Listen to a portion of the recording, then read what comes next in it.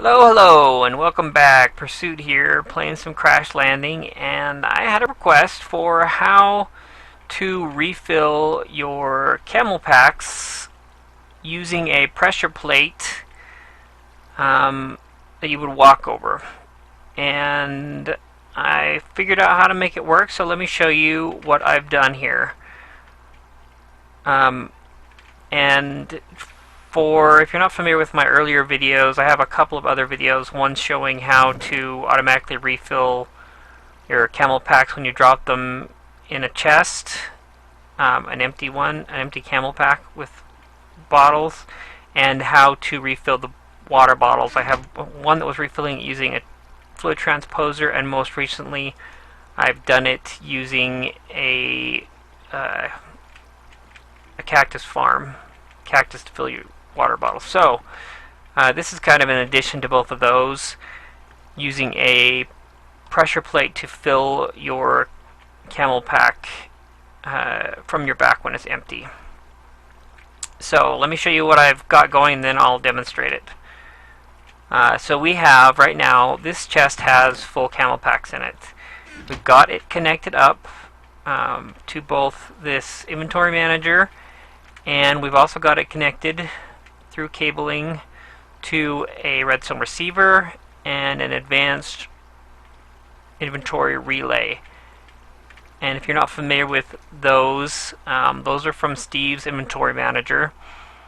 The machine inventory manager takes a little bit of stuff, but not too expensive, and that's the main component you'll need for the commands. You've got the inventory cables, which are the basis for all the rest of the cables.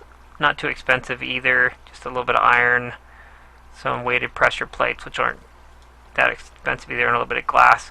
We've got the advanced inventory relay, which is what we need to interact with the player's inventory, and that uses a lapis and an inventory relay, which is a hopper and inventory cable. We've also got the Redstone receiver, which is just an inventory cable and a redstone, which is not very expensive very early on in Crash Landing, so it seems well worth it to me. I've got plenty more resources now than I had before, but it's really not that expensive now. So we've got those all hooked up. The Redstone receiver underneath the advanced inventory relay, and I'm going to put a pressure plate on this as soon as I show a little bit more about it. So in the commands, well, let me show what you need to do to set up the inventory relay. If I revoked my permission, which is what you would have when you first installed this block, you have to give permission. And something that seems to be tricky is, besides giving permission, you also have to actually activate it. If you don't do both of those, then it will not remove and replace your packs. So make sure to get both of those on there. I think when I first tried to do it, I only did one of those, and it was a little bit of a headache to realize what I had done wrong at first. So once we have those both activated, I have set up a trigger that goes to the Redstone receiver, and you shouldn't have to set any of the rest of these. Are pretty much default. The only thing I had to do was change it from interval to Redstone controlled. Then I have it on high pulse to a conditional, and the condition is that the advanced inventory relay so it checks that, and it checks on it doesn't matter which side, but the important part is when you first select this, it will have it set up. Let's just deactivate it so I can show you. If you pulled this up, it would look like that. You'd hit that, you'd hit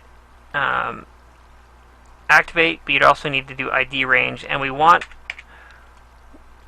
number 38, and 38 is the slot for your chest plate, which is where the camel pack goes. So we're checking the camel pack slot to see if there is, and I don't think it matters if you do if any or all.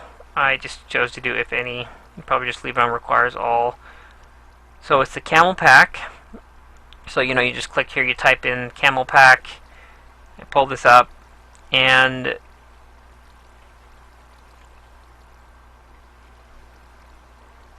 don't think I even have to specify. Let's go ahead and turn that off, because I don't think I need to specify amount either. And damage value of 100. So the damage value of 100 means that the Camel Pack is empty. So it will only work if the Camel Pack is entirely empty, and Camel Packs are hard to work with, or anything with damage value is hard to work with this if you're not very specific about it, especially when you're trying to refill these. So we're going to go with empty.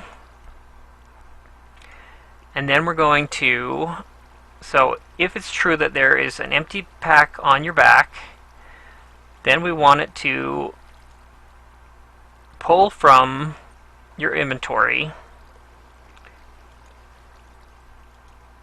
Again, we want to activate it, choose the slot and do 38.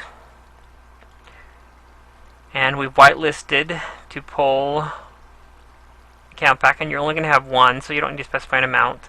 But it's the one that's damage value 100. Make sure you change that. And then we also want to output that, so it takes it off your back and puts it in the chest where I have the Camel Pack stored, which is this one right here. It's this one right here that I have it stored in.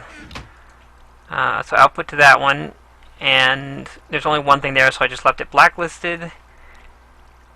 And then to get the pack back on your back, we do an input from the chest, the same one that we just barely put the empty one into. We're pulling a full one out of. So you'll probably want to have an extra one in there.